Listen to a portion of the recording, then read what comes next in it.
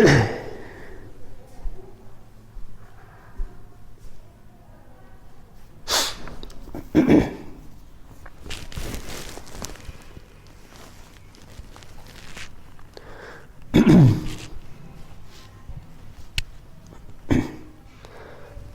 વિદ્યાર્થી મિત્રો, આપણે આદિકોષ કેન્દ્રીમાં ટ્રાન્સક્રિપ્શન એટલે કે પ્રત્યાંકનનો અભ્યાસ કર્યો.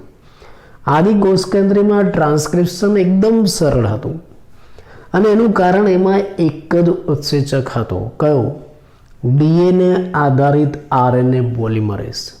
પણ સુકોષ કેન્દ્રીમાં આ ટ્રાન્સક્રિપ્શનની પ્રક્રિયા થોડી જટિલ, મુશ્કેલ છે અને એની પાછળ જવાબદાર મુખ્ય બે કારણ. પહેલું કારણ કે ભાઈ સુકોષ કેન્દ્રીમાં આરએનએ પોલિમરેઝ એક જ નથી. એના કોષ કેન્દ્રમાં ઓછામાં ઓછા 3 પ્રકારના આરએનએ પોલિમરેઝ છે અને ત્રણેય પ્રકારના આરએનએ પોલિમરેઝ એ જુદા જુદા કામ કરે છે, જુદા જુદા આરએનએનું નિર્માણ કરે છે. દાખલા તરીકે આરએનએ પોલિમરેઝ 1 એ આરએનએનું પ્રત્યાંકન કરે.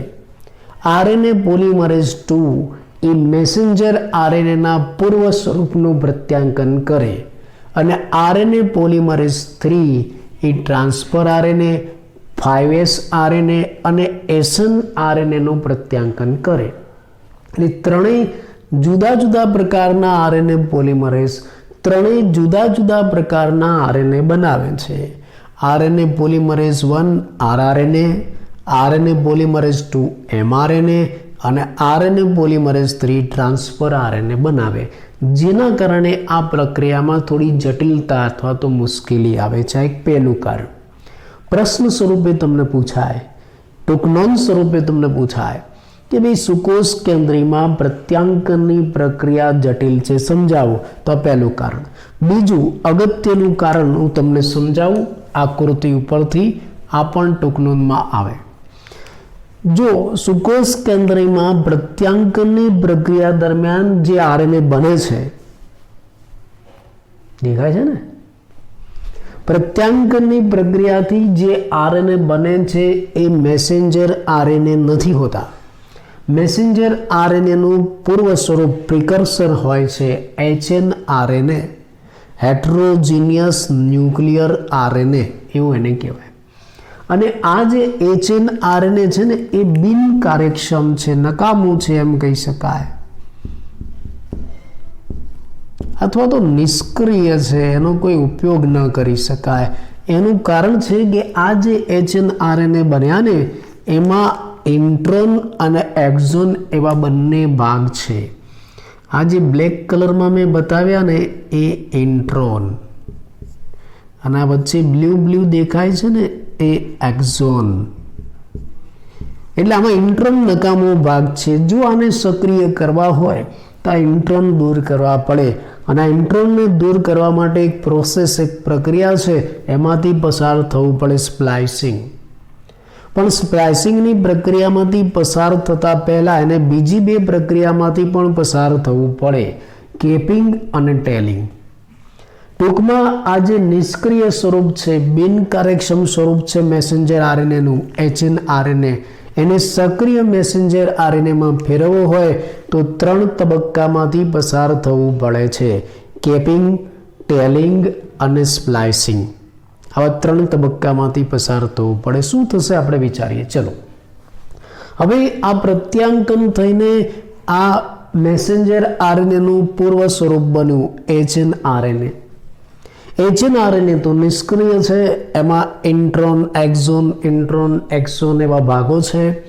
એટલે હવે આપણે આને સક્રિય બનાવવો હોય તો ઇન્ટ્રોન દૂર કરવું પડે. આ ઇન્ટ્રોનને દૂર કરવા માટે આપણે 3 તબક્કામાંથી પસાર થઈશું. પહેલાં આપણે કેપિંગ કરાવીશું. આ જે HNRNA છે એના 5મા છેડે કેપિંગ થશે. કેપિંગમાં શું થાય? એના 5મા છેડે મિથાઇલ ગ્વાનોસાઇન ટ્રાયફોસ્ફેટનો અણુ ઉમેરાય છે. અહીંયા આ 5મો છેડો, 5મા છેડે મિથાઇલ ગ્વાનોસાઇન ટ્રાયફોસ્ફેટ MgPP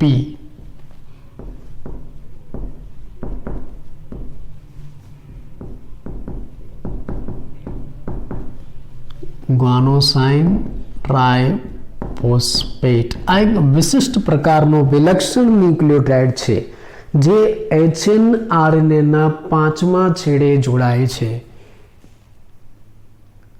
મિથાઇલ ગ્વાનોસાઇન ટ્રાયફોસ્ફેટ, બરાબર, આ 5મા છેડે જોડાશે. આને કેપિંગ કહેવાય, ટોપી પહેરાવી કહેવાય, કેપ કર્યું કહેવાય, જેના કારણે આ જે RNA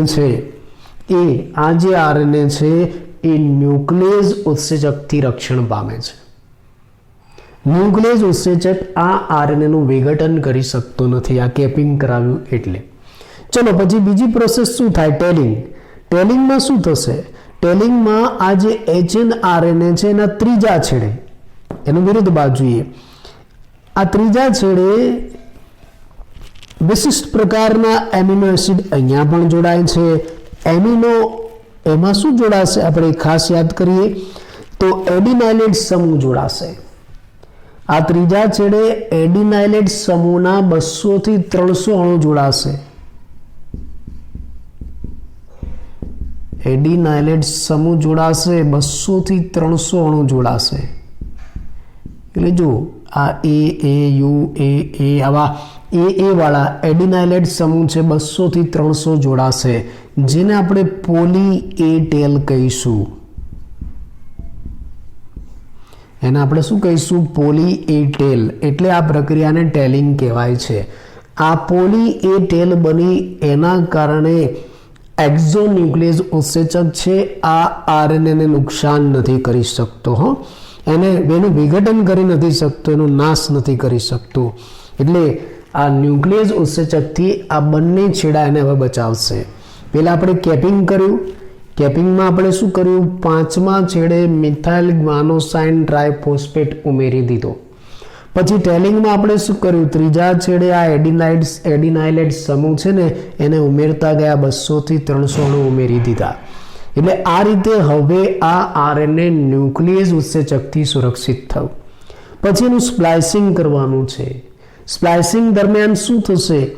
આ જે ઇન્ટ્રોનના ભાગ છે, બ્લેક ટુકડાઓ છે, એ ટુકડાઓ દૂર થઈ જશે. આ રીતે જો આ જે બ્લેક ભાગ છે, ટુકડાઓ, એને આપણે આ રીતે વાળીને કાપી નાખવાના છે. એને કાપવા માટે, આ ટુકડાને દૂર કરવા માટે ઉત્સેચક વપરાશે જેને સ્નુપ્સ કહેવાય છે. સ્પ્લાઇસિંગ માટે આ ઇન્ટ્રોનને દૂર કરવા માટે જે ઉત્સેચક વપરાય છે એને સ્નુપ્સ કહેવાય છે. સ્નુપ્સ. ખરેખર એનું નામ શું છે? આપણે એને ટૂંકમાં સ્નુપ્સ કહીએ છીએ, પણ વાસ્તવમાં એ ઉત્સેચક SNRNP છે.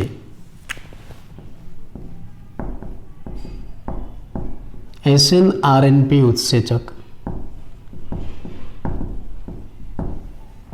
આ SNRNP એ નહીં. SNRNP ઉત્સેચક શાનો બનેલો છે? SNRNA પ્લસ પ્રોટીનનો બનેલો છે.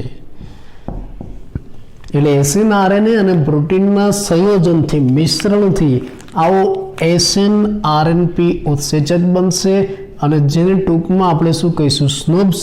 અને આ સ્નુપ્સ નામનો ઉત્સેચક શું કરશે? આ જે બધા ઇન્ટ્રોનના ટુકડાઓ છે ને એને કાપી નાખશે, વાળીને દૂર કરી દેશે. એટલે હવે આ HNRNA છે એમાંથી ઇન્ટ્રોન નીકળી જશે. શું બાકી રહેશે? એક્ઝોનના ટુકડાઓ બાકી રહેશે.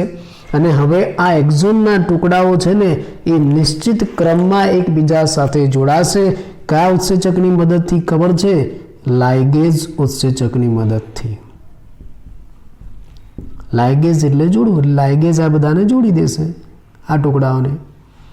અને આવું સળંગ સક્રિય RNA બનશે, જેને આપણે શું કહીશું? Messenger RNA.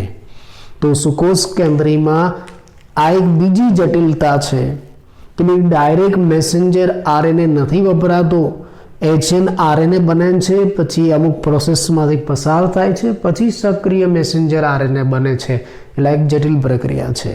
તમને આ ટૂંકનોંધ પણ પૂછાય કે ભાઈ HNRNA માંથી સક્રિય RNA બનાવવાની પ્રક્રિયાઓ જણાવો, અથવા તો સ્પ્લાઇસિંગની પ્રક્રિયાઓ સમજાવો. શું કરવાનું છે? એકદમ સહેલું. સુકોષ કેન્દ્રમાં આ થાય.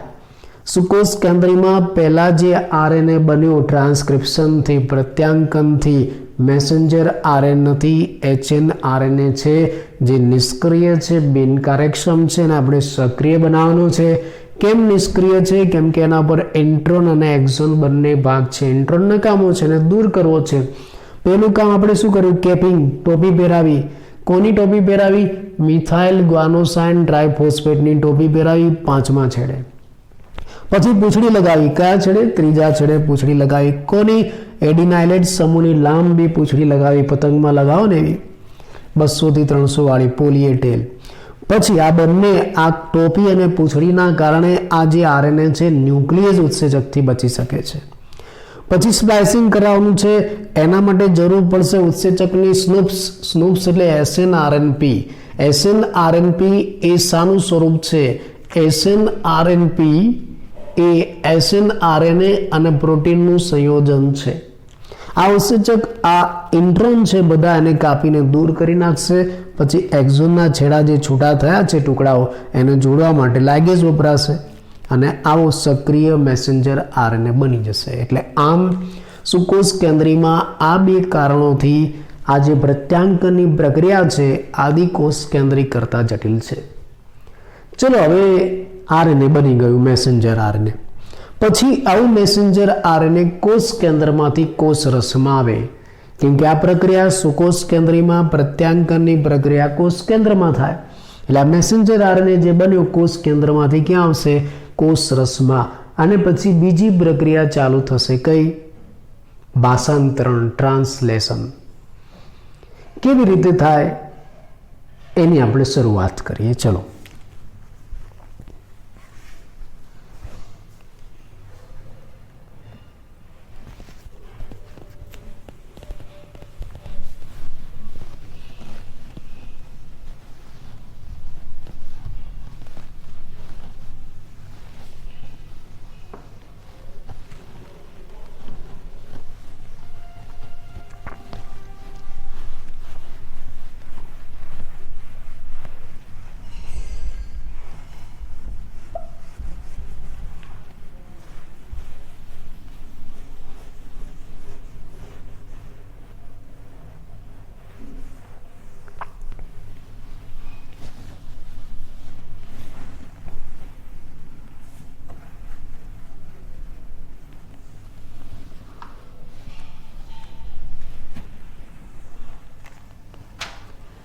જો આપણે કોષ કેન્દ્રમાં મેસેન્જર આરએનએ બનાવી દીધો. કઈ પ્રક્રિયાથી?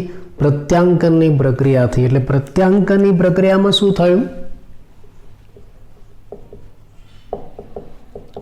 પ્રત્યાંકનની પ્રક્રિયામાં ડીએનએ માંથી આરએનએ બન્યો. એટલે એમ પણ કહી શકાય કે જે ન્યુક્લિક એસિડ છે એમાંથી બીજા ન્યુક્લિક એસિડનું નિર્માણ થયું. ડીએનએ એટલે એક ન્યુક્લિક એસિડ. એક ન્યુક્લિક એસિડ છે એમાંથી બીજા ન્યુક્લિક એસિડની નકલ બની આરએનએ. પ્રત્યાંકનમાં એવું થયું. બરાબર. એટલે ડીએનએ માંથી આરએનએ બન્યું અને પ્રત્યાંકન કહેવાય. કેવી રીતે? અહીંયા આકૃતિ મેં બતાવ્યું છે કે ભાઈ આ કોષ કેન્દ્ર, આ ડીએનએ છે. ડીએનએની શૃંખલા ખુલે છે, એક ટેમ્પલેટ તરીકે વર્તે અને પછી આ ડીએનએ માંથી આ આરએનએ બન્યો. આને કહેવાય છે પ્રત્યાંકન. કેવી રીતે બન્યો? પૂરકતાના સિદ્ધાંતના આધારે. પ્રત્યાંકન જે થયું પૂરકતાના સિદ્ધાંતના આધારે. એટલે આ ડીએનએમાં રહેલી જનીનિક માહિતી ક્યાં ગઈ? આરએનએમાં. પછી આ આરએનએ શું કરે છે? આ કોષ કેન્દ્રમાંથી બહાર આવે છે. જો કોષ રસમાં, આ કોષ રસ.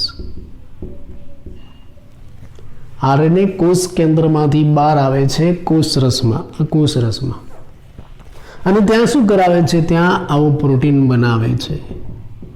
એટલે પછી બીજો તબક્કો જેને આપણે ભાષાંતર કહીએ છીએ. ભાષાંતર અથવા તો ભાષાંતરણ, અને ઇંગ્લિશમાં એને ટ્રાન્સલેશન કહેવાય છે. ટ્રાન્સલેશનમાં શું થાય છે? ટ્રાન્સલેશનમાં આ જે આરએનએ છે પેલા આટલું ક્યાં થયું? કોષ કેન્દ્રમાં. અને ટ્રાન્સલેશનમાં આ જે આરએનએ છે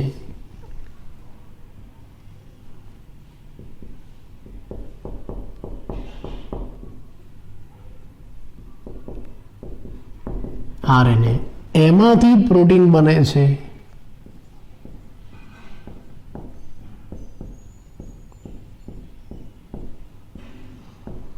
આ પ્રોટીન બને છે એટલે કે ટ્રાન્સલેશનની અંદર ન્યુક્લિયોટાઇડનો પોલિમર છે એમાંથી એમિનો એસિડનો પોલિમર બને છે.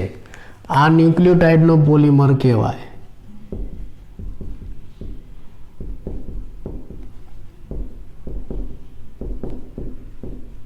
અને એમાંથી આ એમિનો એસિડનો પોલિમર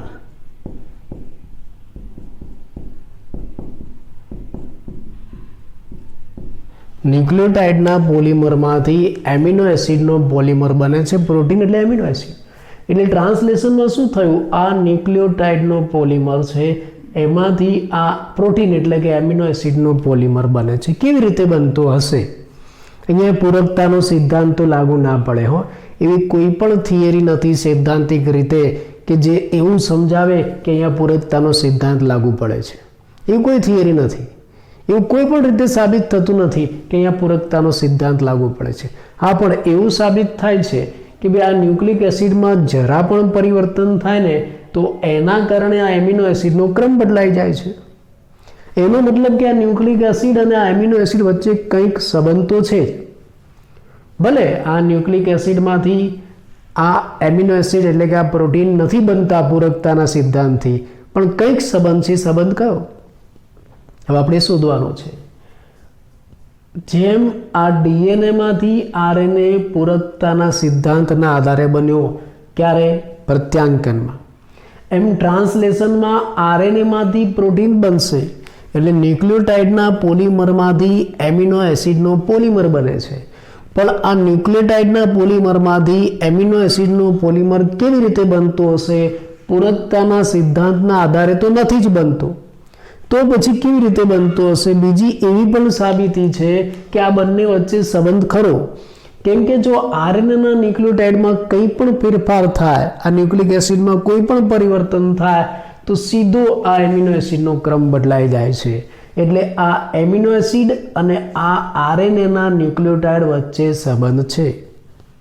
એમ કહી શકાય કે આરએનએના ન્યુક્લિયોટાઇડમાં એવા સંકેતો છે કે જે એમિનો એસિડ નક્કી કરે છે અને એના ઉપરથી એક નવી પરિસંકલ્પનાનો જન્મ થયો, ઉદ્ભવ થયો, જનીન સંકેત. એના ઉપરથી એક નવી પરિસંકલ્પના આવી, નવો ઉદ્ભવ થયો. શાનો? જનીન સંકેતનો. કે ભાઈ આ જે આરએનએ છે ને એમાં જનીન સંકેત છે.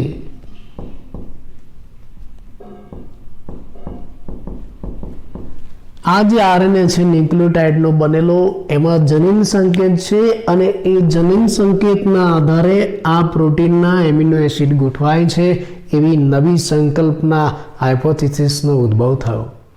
પણ એ પ્રશ્ન એ થયો કે આ જનીન સંકેત કેવા હોય એનું અર્થઘટન કરવું પડે. અઘરું કામ છે, ચેલેન્જિંગ કામ છે. તમારે આ જે આનુવંશિક દ્રવ્ય છે એની જૈવ રાસાયણિક પ્રકૃતિ શોધવાની પ્રક્રિયા કે ડીએનએની આણ્વિક રચના શોધવાની પ્રક્રિયા એ પણ એક ઉત્તેજક પ્રક્રિયા હતી. હો,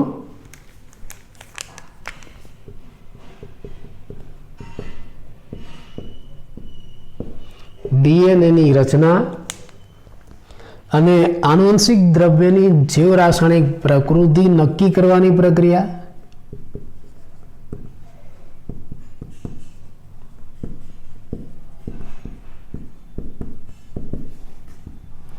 પ્રકૃતિ શું છે એ નક્કી કરવાની જે પ્રક્રિયા છે, આ બંને પ્રક્રિયાઓ ખરેખર કેવી હતી? આ બંને પ્રક્રિયાઓ ખરેખર ઉત્તેજનાપૂર્ણ હતી. આ બંને લોકોમાં બહુ ઉત્સુકતા હતી કે ભાઈ ડીએનએની રચના કેવી હશે, આ આનુવંશિક દ્રવ્ય છે એનું જીવ રાસાયણિક સ્વરૂપ કેવું હશે એ જાણવાની ઉત્તેજના લોકોમાં વધારે હતી અને ઉત્તેજનાપૂર્ણ કાર્ય હતું. પણ એના કરતાં પણ વધુ ચેલેન્જિંગ કામ આ જનીન સંકેતનું અર્થઘટન કરવાનું છે. આ બંને કરતાં વધુ ચેલેન્જિંગ કામ આ છે કે ભાઈ જનીન સંકેત કેવા હશે. એટલે જ આ જનીન સંકેતનું અર્થઘટન કરવા માટે એકલા બાયોલોજિસ્ટનું કામ નહીં હો, એમાં વિવિધ વિજ્ઞાન ક્ષેત્રના વૈજ્ઞાનિકોએ ભેગા થવું પડશે. એટલે વિવિધ ક્ષેત્રના વૈજ્ઞાનિકો ભેગા થશે તો જ આ કામ થાય. એમાં કોની જરૂર પડશે? એમાં ભૌતિક શાસ્ત્રની જરૂર પડે. ભૌતિક શાસ્ત્રી, કાર્બનિક રસાયણ શાસ્ત્રી,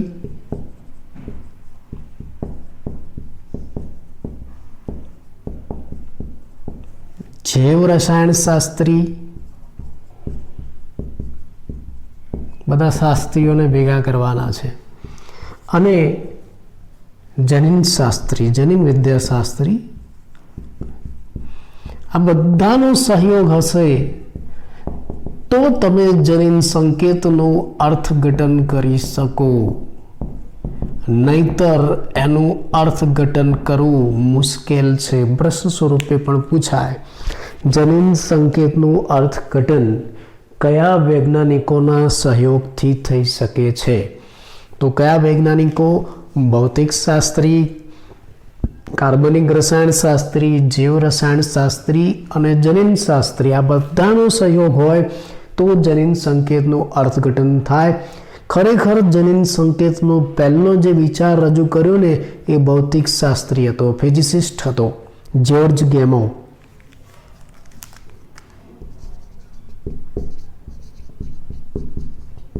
જ્યોર્જ ગેમો પોતે ભૌતિક શાસ્ત્રી હતો. ચલો હવે આપણને એવું લાગે છે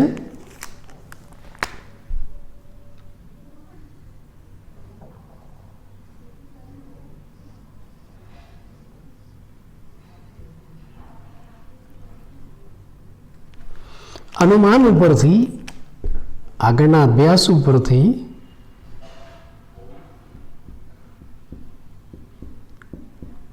આપણે એમ કહીએ છીએ કે આ જે આરએનએ છે એટલે કે ન્યુક્લિક એસિડ છે એમાં જનીન સંકેત રહેલા છે. અને જનીન સંકેત કોના માટેના છે? એમિનો એસિડ માટેના. એટલે આ જે આરએનએ છે એમાં જનીન સંકેત છે અને જનીન સંકેત શું નક્કી કરે છે? પ્રોટીનમાં રહેલા એમિનો એસિડનો ક્રમ નક્કી કરે છે. એટલે આમાં જનીન સંકેત છે એમિનો એસિડ માટેના. એટલે આ જનીન સંકેતના આધારે આ પ્રોટીન બનશે. એટલે જ આ ન્યુક્લિક એસિડમાં જરા પણ પરિવર્તન આવે તો આ પ્રોટીન બદલાઈ જાય.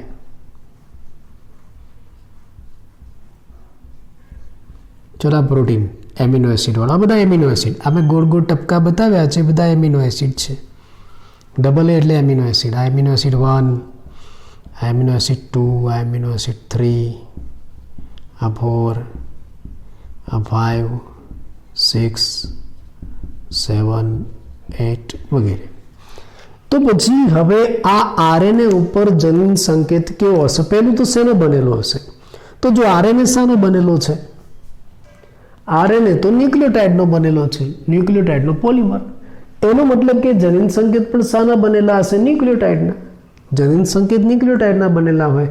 હવે પહેલો વિચાર, ગેમોનો પહેલો વિચાર કે ભાઈ આપણે એવું વિચારીએ, ગેમોએ એવું વિચાર્યું પહેલાં કે માન લો કે એક ન્યુક્લિયોટાઇડ છે. આ બધા મેં ન્યુક્લિયોટાઇડ અલગ બતાવ્યા છે. 1, 2, 3, 4, 5, 6, 7, 8 ન્યુક્લિયોટાઇડ, નાઇટ્રોજન બેઝ.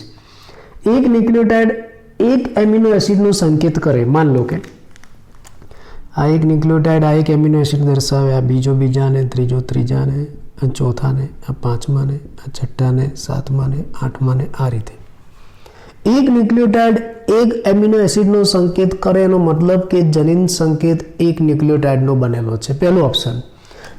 આપણે એવું વિચારીએ કે ભાઈ જનીન સંકેત એક ન્યુક્લિયોટાઇડનો બનેલો છે. તો શું થાય આપણે વિચારીએ. मान लो कि जनिन संकेत एक ज न्यूक्लियोटाइडનો બનેલો હોય તો શું થાય? તો જો તમે જાણો છો કે આ જે આરએનએ છે, આરએનએ એમાં બધા ન્યુક્લિયોટાઇડ નાઇટ્રોજન બેઝ વાળા, એમાં મુખ્ય 4 પ્રકારના ન્યુક્લિયોટાઇડ હોય છે, તમે જાણો છો, UCAG, આ 4 જ હોય, એના સિવાય બીજા કોઈ નહીં. હા, આગળ પણ શું આવશે? G, CC, A, U, A, C, એના એ જ આવે. એ 4 પ્રકારના જ ન્યુક્લિયોટાઇડ વાળા ફરતી આવે. હવે આપણે એમ કહીએ છીએ કે એક ન્યુક્લિયોટાઇડ એક એમિનો એસિડ દર્શાવે, પણ આ જે આરએનએ છે એમાં મુખ્ય ન્યુક્લિયોટાઇડ કેટલા? 4 પ્રકારના. કયા પ્રકારના? 4 પ્રકારના.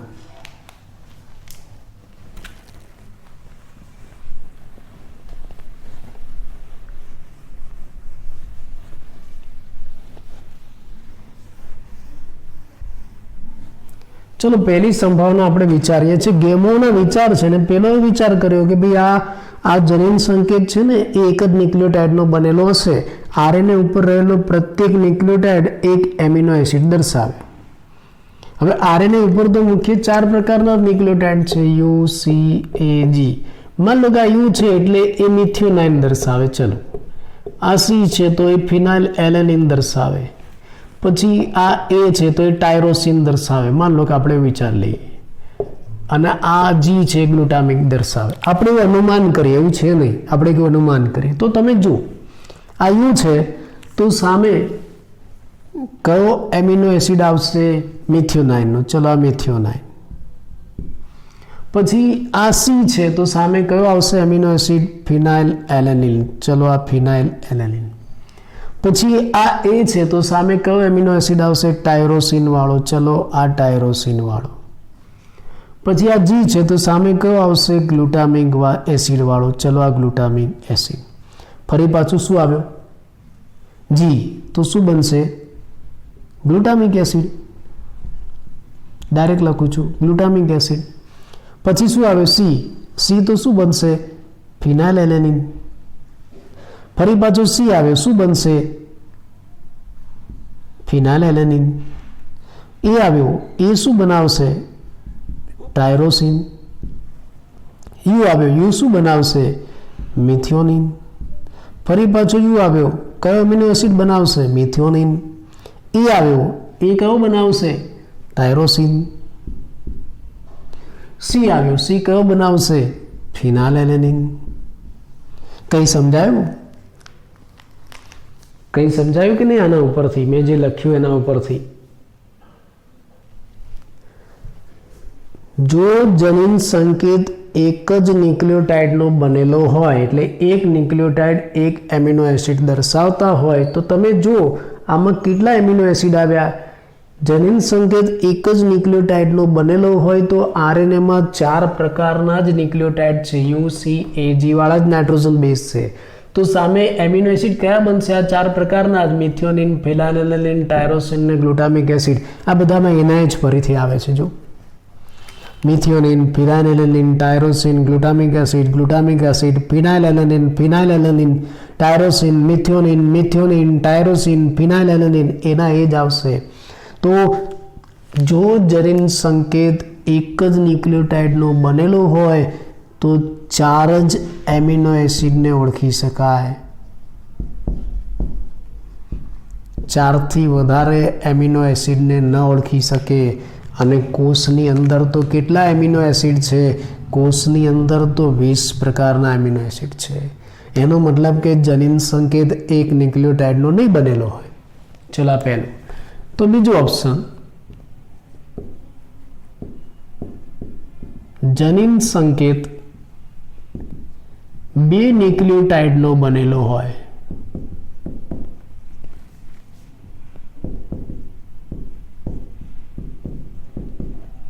આ બીજું ઓપ્શન. હવે આપણે એવું વિચારીએ, ગેમોએ પણ આવું જ વિચાર્યું હતું કે ચલો જનીન સંકેત 2 ન્યુક્લિયોટાઇડનો બનેલો છે. એનો મતલબ શું? આકૃતિમાં બતાવું.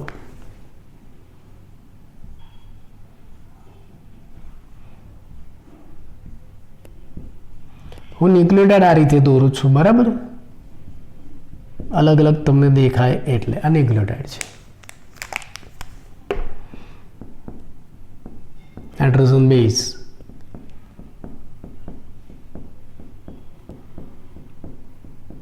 બીજા ઓપ્શનમાં ગેમોએ એવું વિચાર્યું કે ભાઈ આ બે ન્યુક્લિયોટાઇડ ભેગા મળે ને ત્યારે એક જનીન સંકેત બને. બે ન્યુક્લિયોટાઇડમાંથી એક જનીન સંકેત બને, એટલે કે બે ન્યુક્લિયોટાઇડ એક એમિનો એસિડ દર્શાવશે. ફરી પાછું આ બે ન્યુક્લિયોટાઇડ એક એમિનો એસિડ દર્શાવે. ફરી પાછું આ બે ન્યુક્લિયોટાઇડ એક એમિનો એસિડ દર્શાવે. ફરી પાછું બે ન્યુક્લિયોટાઇડ એક એમિનો એસિડ દર્શાવે. ફરી પાછું બે ન્યુક્લિયોટાઇડ એક એમિનો એસિડ દર્શાવે. બે ન્યુક્લિયોટાઇડ એક એમિનો એસિડ દર્શાવે. બરાબર.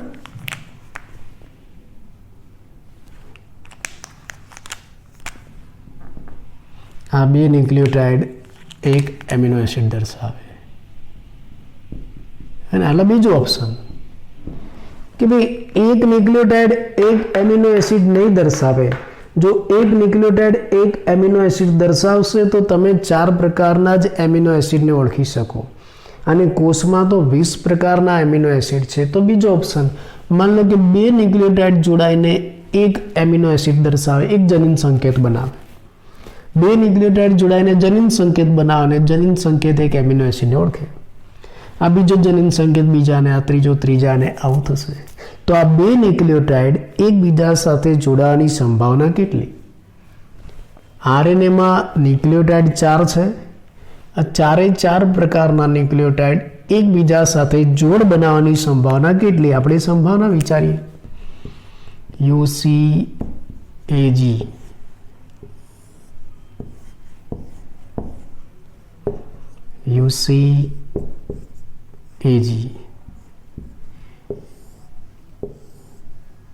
આ 4 ન્યુક્લિયોટાઇડ એકબીજા સાથે જોડ બનાવવાની સંભાવના કેટલી? જો આ પહેલા ખાનામાં શું આવશે? આ બંને જોડાઈ શકે, પહેલી સંભાવના UU, પુનેટ સ્ક્વેર જેવું છે. પછી આ બંને જોડાઈ શકે UC, પછી આ જોડાય UA, પછી આ જોડાય UG. ચલો અહીંયા જુઓ, આ બંને જોડાય CU, આ બંને જોડાય CC, આ બંને જોડાય CA, આ બંને જોડાય CG. ચલો આ ત્રીજા ખાનામાં AU, આ બંને જોડાય AU, આ જોડાય AC, આ જોડાય AA, આ જોડાય AG. અહીંયા વિચારો, ચલો આ જોડાય GU, આ જોડાય GC, આ જોડાય GA, આ જોડાય GG. ખ્યાલ આવ્યો? એટલે જો જનીન સંકેત બે ન્યુક્લિયોટાઇડના બનેલા હોય તો બે ન્યુક્લિયોટાઇડ એકબીજા સાથે જોડાવાની સંભાવના કેટલી? મેં તમને બતાવ્યું. કેટલી છે જુઓ જોઈએ. 1 2 3 4 5 6 7 8 9 10 11 12 13 14 15 અને 16 આવા 16 પ્રકારના જનીન સંકેત બને. જનીન સંકેત કેટલા થયા? 16. હજી એમિનો એસિડ તો આપણી પાસે કેટલા? 20. તો હજી પણ જનીન સંકેત પૂરા નથી. એટલે તમે બે ન્યુક્લિયોટાઇડને ભેગા કરીને જનીન સંકેત બનાવો તો પણ એ 16 જ એમિનો એસિડને ઓળખી શકશે, 20ને નહીં. તો હવે 20ને ઓળખવા હોય તો ત્રીજું ઓપ્શન જે ગેમોએ આપ્યું કે ભાઈ આ જનીન સંકેત છે ને આરએનએ ઉપર રહેલા એ 3 ન્યુક્લિયોટાઇડ જોડાવાથી બને છે. એટલે 3 ન્યુક્લિયોટાઇડ જોડાઈને જે એક જનીન સંકેત બનાવશે જે એક એમિનો એસિડને ઓળખે. એટલે ત્રીજો ઓપ્શન જે જ્યોર્જ ગેમોએ આપેલો છે એ ત્રીજો ઓપ્શન.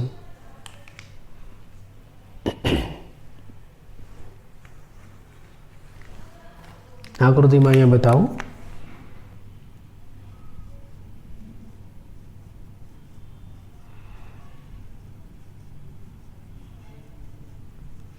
ચલો આ આરએનએના ન્યુક્લિયોટાઇડ છે.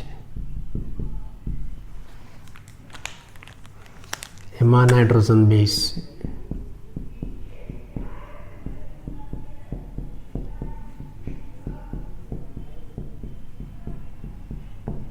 હવે આપણે શું વિચારીએ? પહેલા આપણે એવું વિચાર્યું કે આવો એક ન્યુક્લિયોટાઇડ એ જનીન સંકેત કહેવાય. જનીન સંકેત એક ન્યુક્લિયોટાઇડનો બનેલો છે, એટલે એક ન્યુક્લિયોટાઇડ એક જનીન સંકેત એક એમિનો એસિડને દર્શાવે. પછી એ ઓપ્શન બરાબર કામમાં ન લાગ્યું તો આપણે એમ વિચાર્યું કે બે ન્યુક્લિયોટાઇડ જોડાઈને એક જનીન સંકેત બનાવે અને એક એમિનો એસિડને ઓળખે.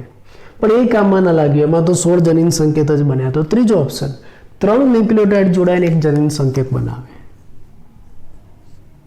એમાં 3 જોડાઈને એક જનીન સંકેત બનાવે જે એક એમિનો એસિડ બનાવશે. અક્રમિક 3 ન્યુક્લિયોટાઇડ જોડાય અને એક જનીન સંકેત બનાવે. પાછા 3 જોડાય, ક્રમિક એક એમિનો એસિડ બનાવે. આ 3 જોડાઈને જનીન સંકેત બન્યો જે એક એમિનો એસિડ નક્કી કરે. આ 3 જોડાઈને જનીન સંકેત બન્યો એક એમિનો એસિડ નક્કી કરે.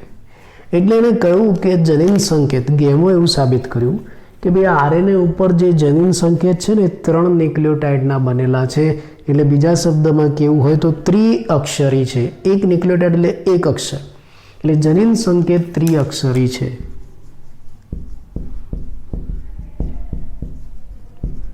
ત્રિઅક્ષરી છે, 3 અક્ષરનું બનેલું છે જનીન સંકેત.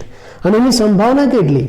જેમ 2 ન્યુક્લિયોટાઇડ જોડાવાની સંભાવના કેટલી થઈ 16, એમ 3 ન્યુક્લિયોટાઇડ જોડાવાની સંભાવના કેટલી આપણે વિચારીએ. કુલ ન્યુક્લિયોટાઇડ કેટલા? આરએનએમાં 4 પ્રકારના, અને એ જોડાવાની સંભાવના કેટલી? 4⁻3. 4 × 4 × 4 ચોખ્ખું 16 ચોક 64 જનીન સંકેત બને. જેમ આ 2 ન્યુક્લિયોટાઇડ એકબીજા સાથે જુદી જુદી રીતે જોડાઈને 16 જનીન સંકેત બનાવ્યા, એમાં 3 ન્યુક્લિયોટાઇડ એકબીજા સાથે જુદી જુદી રીતે જોડાઈને 64 જનીન સંકેત બનાવે. હવે એમિનો એસિડ કેટલા છે? 20. અને જનીન સંકેત કેટલા બન્યા? 64. એનો મતલબ કે જનીન સંકેત વધી ગયા એમિનો એસિડ કરતાં. ભલે વધી ગયા, ઓછા તો જવાશે નહીં, ઓછા કરશો તો 16 થઈ જશે, અને આ 3થી વધારે કરશો તો એના કરતાં વધી જાય. એટલે ગેમો એવો મજબૂત પ્રસ્તાવ રજૂ કર્યો કે જનીન સંકેત એ ત્રિઅક્ષરી હોય છે. અને જો જનીન સંકેત ત્રિઅક્ષરી એટલે કે 3 ન્યુક્લિયોટાઇડનો બનેલો હોય તો કેટલા જનીન સંકેત બને? 64 જનીન સંકેત બને. આ ગેમોનો મજબૂત પ્રસ્તાવ એટલે કે વિચાર હતો. ગેમોનો આ વિચાર હતો, સાબિતી નહીં. આ વિચારને સાબિત કરવો મુશ્કેલ, કઠિન હતો, છતાં ઘણા બધા વૈજ્ઞાનિકોએ પ્રયત્ન કર્યો. કેવો પ્રયત્ન કર્યો આપણે થોડુંક જોઈએ. એટલે આ બધી થિયરી ઉપરથી એવું સાબિત થયું કે ભાઈ આરએનએ ઉપર જે જનીન સંકેત છે એ 3 અક્ષરોનો બનેલો છે. અને આ વિચાર કોણે રજૂ કર્યો? એમસીક્યુમાં આવે, ટૂંકા પ્રશ્નમાં જ્યોર્જ ગેમોવ નામના ભૌતિક શાસ્ત્રીએ રજૂ કર્યો. પહેલો વિચાર એવો હતો કે જો એક અક્ષરી હોય એક ન્યુક્લિયોટાઇડનો હતો તો તમે 4 એમિનો એસિડને જ ઓળખી શકો. બીજો વિચાર એવો હતો કે 2 ન્યુક્લિયોટાઇડ ભેગા મળીને જનીન સંકેત બનાવે તો તમે 16 એમિનો એસિડને જ ઓળખી શકો. પણ ત્રીજો પ્રસ્તાવ એવો હતો કે 3 ન્યુક્લિયોટાઇડ ભેગા મળીને જનીન સંકેત બનાવે તો તમે 20 પ્રકારનાને ઓળખી શકો, કેમ કે જનીન સંકેત 64 બનશે, 20થી પણ વધારે. બરાબર. પણ આ જે વિચાર હતો એનો ગેમોવનો, એને સાબિત કરવું, એને પ્રમાણ આપવું એ થોડું કઠિન હતું. અને એના માટે ઘણા બધા વૈજ્ઞાનિકોએ પ્રયત્ન કર્યા. આપણે એનો ફાળો જોઈએ. જનીન સંકેત ત્રિઅક્ષરી છે એને પુરવાર કરવા માટેના વૈજ્ઞાનિકોના પ્રયત્ન આપણે જોઈએ.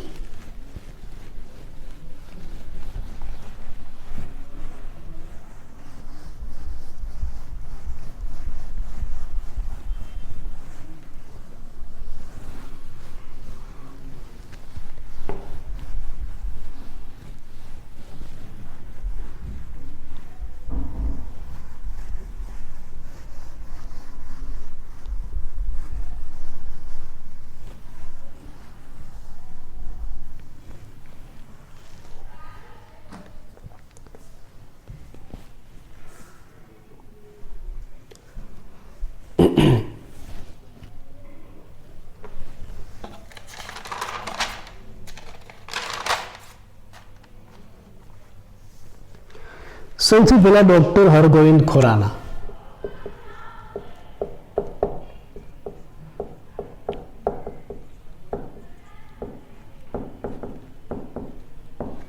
આ ડોક્ટર હરગોવિંદ ખોરાનાએ શું કર્યું?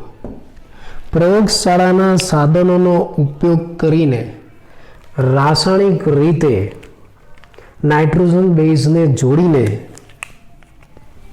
બરાબર, પ્રયોગશાળાના સાધનો વાપર્યા અને રાસાયણિક પદ્ધતિ દ્વારા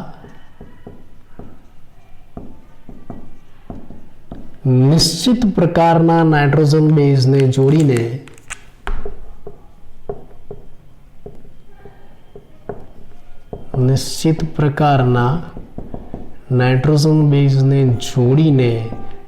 એને આરએનએનું પ્રયોગશાળામાં સંશ્લેષણ કરાવ્યું. ડોક્ટર હરગોવિંદ ખોરાનાએ પ્રયોગશાળામાં જુદા જુદા સાધનોનો ઉપયોગ કરીને રાસાયણિક પદ્ધતિ દ્વારા નિશ્ચિત પ્રકારના નાઇટ્રોજન બેઝને જોડીને આરએનએનું સંશ્લેષણ કરાવ્યું. આ પહેલી સફળતા એને મળી જનીન સંકેત ઉપરથી. બીજું, છેવટે આ બધાની પાછળ છેવટે માર્સેલ નિરનબર્ગ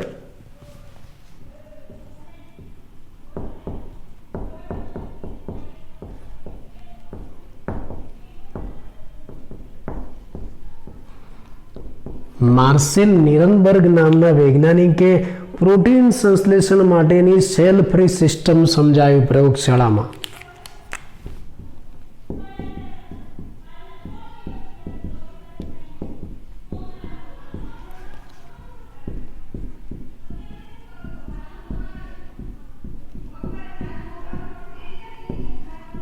પ્રોટીન સંશ્લેષણ માટેની સેલ ફ્રી સિસ્ટમ, કોષ મુક્ત પ્રણાલી ગુજરાતી કરવું હોય તો.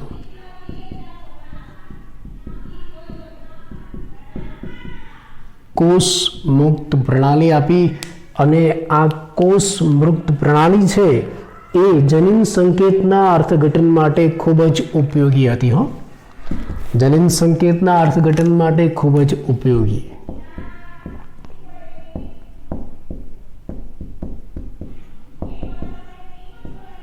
અર્થઘટન માટે ખૂબ જ ઉપયોગી સાબિત થઈ.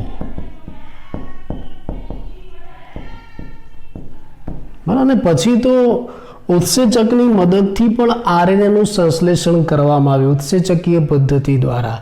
સેવેરો ઓકાવા નામનો ઉત્સેચક છે, ઓકવાનું નથી ક્યાંય. સેવેરો ઓકાવા નામના ઉત્સેચકની મદદથી ટેમ્પલેટ ઉપરથી, આ ડીએનએ ટેમ્પલેટ છે, ડીએનએ ટેમ્પલેટ ઉપરથી આરએનએના પોલિમરનું નિર્માણ કરવામાં આવ્યું.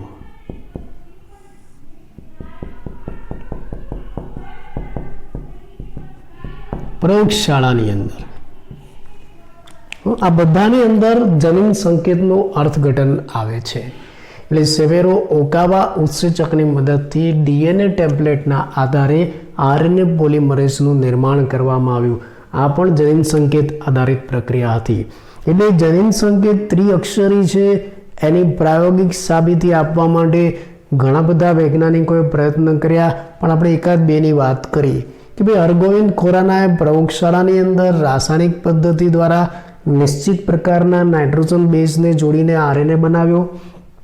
તો માર્સેલ નિરનબર્ગે છેલ્લે શું કર્યું? આખું પ્રોટીન સંશ્લેષણ કરાવી દીધું પ્રયોગશાળામાં અને એને સેલ ફ્રી સિસ્ટમ આપીને એના ઉપરથી ખબર પડી કે જનીન સંકેત એ ત્રિઅક્ષરી છે, એનું અર્થઘટન થયું. અને પછી અર્થઘટનનો ઉપયોગ કરીને સેવેરો ઓકાવા નામના ઉત્સેચકની મદદથી ડીએનએના ટેમ્પલેટ ઉપરથી આરએનએનો પોલિમર પણ બનાવવામાં આવ્યો. એટલે આમ આ બધી માહિતીના આધારે છેલ્લે આપણે જનીન સંકેત માટેનું આવું ચેકર બોર્ડ તૈયાર કર્યું, ચેકર્સ બોર્ડ આવું તૈયાર કર્યું કે ભાઈ ચલો જનીન સંકેત ત્રિઅક્ષરી છે, તો આ ત્રણ અક્ષર એકબીજા સાથે કેવી રીતના જોડાશે, કેટલા અને કયા જનીન સંકેત બનશે, આ ખાનાઓની અંદર આ ચેકર્સ બોર્ડની અંદર આવી જાય. માન લો કે અહીંયા આપણે પહેલો અક્ષર સંભાવના ન્યુક્લિયોટાઇડ તો 4 પ્રકારના જ છે. કયા? UCAG. આ 4 પ્રકારના ન્યુક્લિયોટાઇડને આપણે એકબીજા સાથે જોડવા છે 3 રીતે. તો એની સંભાવના કેટલી? માન લો કે આને આપણે પહેલો અક્ષર માન લઈએ UCAG. આપણે એમ કહીએ છીએ કે જનીન સંકેત ત્રિઅક્ષરી છે, તો આવા 3 અક્ષર લેવા પડશે. UCAG આ પહેલો અક્ષર, આ બાજુ બીજો અક્ષર લઈ લઈએ UCAG, અને આ બાજુ ત્રીજો અક્ષર લઈ લઈએ UCAG. ખાના બરાબર જોજો. આ પહેલો અક્ષર UCAG એટલે પહેલો અક્ષર U પણ હોઈ શકે, C પણ હોઈ શકે, A પણ હોઈ શકે, G પણ હોઈ શકે. બીજો અક્ષર એ પણ UCAG ગમે તે હોઈ શકે. સંભાવના આપણે લેવાની છે. ત્રીજો અક્ષર જો આની અંદર લખ્યું છે મેં UCAG, આ એક, ફરી પાછું UCAG આ બીજું, ફરી પાછું UCAG આ ત્રીજું, UCAG ચોથું. હવે જો આપણે આ ત્રણેય અક્ષરોને એકબીજા સાથે જોડવાની સંભાવના વિચારીએ કેવી રીતના જોડાય. ચલો, કંઈક પીનેટ સ્ક્વેર જેવું છે. માન લો કે આ પહેલો અક્ષર, આ બીજો અક્ષર અને આ ત્રીજો અક્ષર લઈએ U એટલે એક જનીન સંકેત બન્યો જે હું આ ખાનામાં લખું છું, પહેલા ખાનામાં. ટ્રિપલ U, તું નહીં, U પહેલા ખાનામાં આવો એક જનીન સંકેત બને. ચલો બીજી સંભાવના વિચારીએ. આ પહેલો અક્ષર લઈએ, આ બીજો અક્ષર લઈએ અને આ ત્રીજો અક્ષર લઈએ UCU આ બીજા ખાનામાં. બરાબર? આગળની સંભાવના, ચલો આ પહેલો અક્ષર લઈએ, આ બીજો અક્ષર લઈએ અને આ ત્રીજો અક્ષર UAU. બરાબર? UAU. જો આ 1 2 3 4 ખાના છે, એમાં પહેલો અક્ષર કયો રહેશે? U. પહેલો અક્ષર કયો રહેશે? U. યાદ રાખજો. ફરી એકવાર ચલો આ ખાનાની વાત કરીએ. હવે આ પહેલો અક્ષર લઈએ, આ બીજો અક્ષર લઈએ અને આ ત્રીજો UGU. સમજાયું? આ મેં 4 ખાના ભર્યા. સમજાયા તમને? ચલો તમારી રીતે વિચારીને મને કહેવાનું છે કે આ ખાનામાં શું આવે. આ પહેલો અક્ષર, આ બીજો અક્ષર અને અહીંયા હવે આ ત્રીજો અક્ષર. આ U વાળા અક્ષરો પૂરા થઈ ગયા. U વાળી સંભાવના પૂરી થઈ ગઈ. હવે C વાળી લેવાની છે. એટલે આ પહેલો અક્ષર, આ બીજો અને આ ત્રીજો UC. ચલો આ બીજા ખાનામાં શું આવે? આ પહેલો અક્ષર, આ બીજો અક્ષર અને આ ત્રીજો UCC. ચલો અહીંયા પહેલો અક્ષર U, એ બીજો અક્ષર, આ C ત્રીજો UAC. ચલો એના પછી UGC, સંસ્થા નથી, UGC. ચલો હવે અહીંયા જોઈએ આ ખાનામાં સંભાવના. પહેલો અક્ષર, બીજો અક્ષર અને હવે આ ત્રીજો અક્ષર A, UA. બરાબર? આ ખાનામાં શું આવશે? UCA. સમજાય છે ને? આ લખું છું એ તમને પરીક્ષામાં પૂછાય. UAA. બરાબર? પછી જુઓ UGA. બરાબર? ચલો આ ખાનામાં જુઓ, હવે આવડી જવું જોઈએ. હવે આ પહેલો અક્ષર, આ બીજો અક્ષર અને આ ત્રીજો અક્ષર UUG. ચલો આમાં UCG. ચલો આમાં UAG. ચલો આમાં UGG. સમજાયું? ખ્યાલ આવે છે મેં જે કર્યું એ? તમે કદાચ જોશો ને, તમારી પુસ્તકમાં બધું આપેલું છે, તમે જોશો તો પણ ખ્યાલ આવી જશે. એટલે જો તમે આ રીતે આ 3 ન્યુક્લિયોટાઇડ, આ 3 અક્ષરોને એકબીજા સાથે જોડવાની સંભાવના લેશો તો આવું બધા જનીન સંકેત બનશે. આવું પછી જાતે તમને આવડશે એટલે મેં તૈયાર આપેલું છે. આવું ચેકર્સ બોર્ડ્સ બનશે. જનીન સંકેત કેટલા થયા ખબર છે તમને? 64 થાય. ગણજો, 64 જનીન સંકેત થયા.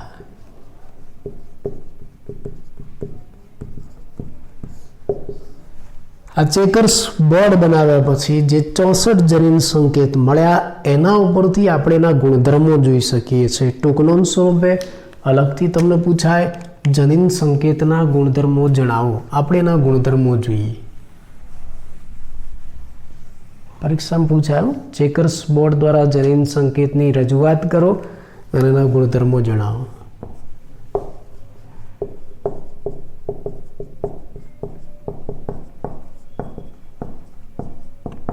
મુખ્ય ગુણધર્મો કયા છે? હું ટાઇટલ આપી દઉં.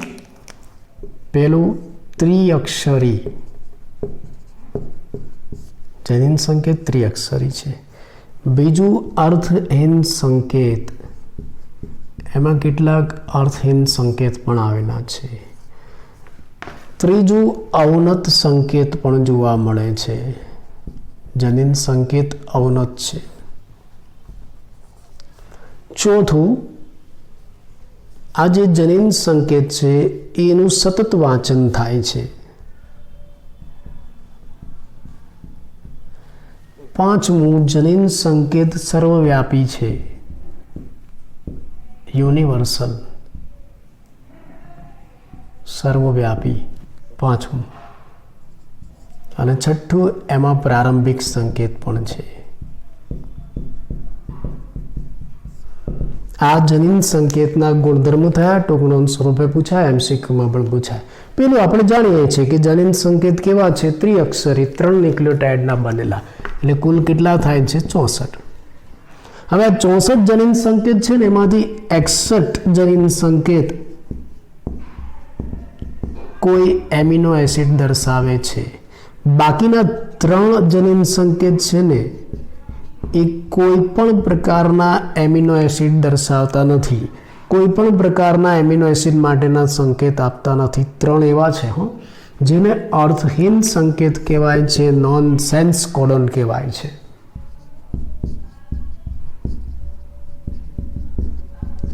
અર્થહીન સંકેત, અને એને જ સમાપ્તિ સંકેત પણ કહેવાય છે, સ્ટોપ કોડોન. એટલે આમ જનીન સંકેત 64 થશે. એમાંથી 61 એવા સંકેત છે જે કોઈને કોઈ એમિનો એસિડ દર્શાવશે, પણ 3 એવા સંકેત છે જે એક પણ એમિનો એસિડ નથી દર્શાવતા. એને નોન સેન્સ કોડોન કહેવાય છે, અર્થહીન સંકેત કહેવાય છે, સમાપ્તિ સંકેત કહેવાય છે. અને એ કયા? હું તમને એના ઉદાહરણ આપી દઉં. UAA, UAG અને UGA આ અર્થહીન સંકેત છે, નોનસેન્સ છે. એમસીક્યુમાં પણ પૂછાય નોનસેન્સ કોણ છે, એટલે કોઈના નામ નહીં લખવાના. UAA, UAG અને UGA અર્થહીન સંકેત છે. જનીન સંકેત અવનત છે. જો 20 એમિનો એસિડ છે અને સામે જનીન સંકેત 61 અથવા તો 64 આપણે એવું માની લઈએ, તો એક એમિનો એસિડ એક કરતાં વધારે જનીન સંકેત દ્વારા નક્કી થાય.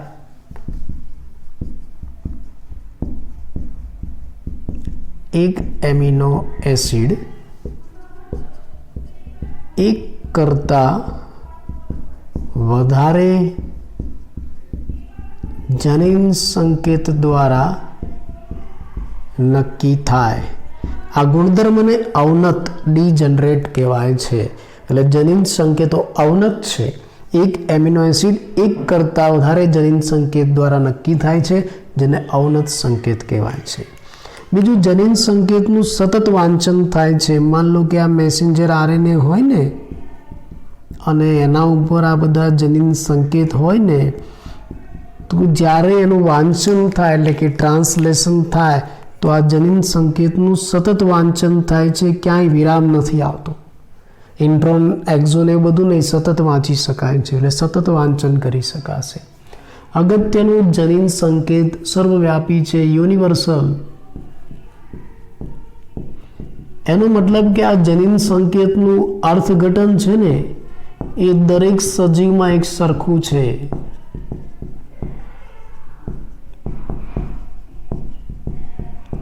એક સરખું અર્થઘટન થાય. બેક્ટેરિયાથી મનુષ્ય સુધીમાં જનીન સંકેતનું અર્થઘટન એક સરખું છે. માન લો કે triple U A phenylalanine amino એસિડનો સંકેત આપે છે. તો જો આ બેક્ટેરિયામાં હશે ને તો એ ફિનાઇલ એલેનિન જ કહેવાય, અને ટ્રિપલ યુ મનુષ્યમાં હોય ને તો પણ ફિનાઇલ એલેનિન કહેવાય.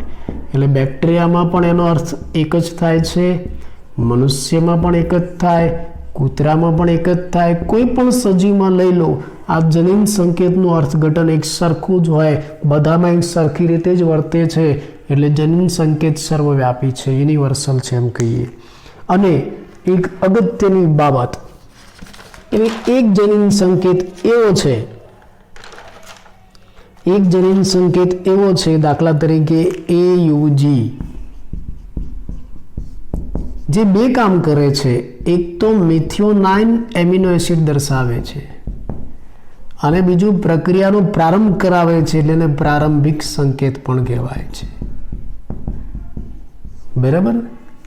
એટલે આવો એક જનીન સંકેત AUG એ મિથિયોનાઇન માટે પણ છે અને પ્રારંભિક સંકેત તરીકે પણ વર્તે છે, બેવડા કામ કરે છે. બીજું આગળ આપણે એમ કહ્યું કે જનીન સંકેતનું અર્થઘટન બધામાં એક સરખું છે, યુનિવર્સલ છે, પણ એમાં એક અપવાદ છે જેમાં અર્થઘટન બદલાય છે. કોની અંદર બદલાય? MCQમાં પણ પૂછાય છે. કોની અંદર બદલાશે? કણાભસૂત્રીય સંકેતો અને પ્રજીવ.